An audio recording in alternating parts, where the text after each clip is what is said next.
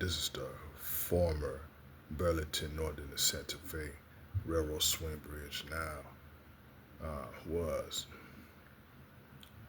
used by the Northern Pacific Railroad. Now you got the two truss bands on the east side of the swing bridge,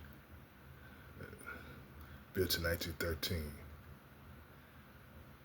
Actually, also the former Great Northern Railroad swing bridge.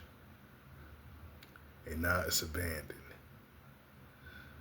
And it's worn with through truss over the Skagit River or Skagit Wolley, Washington, or Sedro, Wolley, Washington. Yeah, see right there? And then you got the machinery on top of the swing span, right? So, and now it's abandoned. And so I don't think no trains go. It used to run over this bridge, but you got so much debris in the river, and like for us wood and all that stuff, right?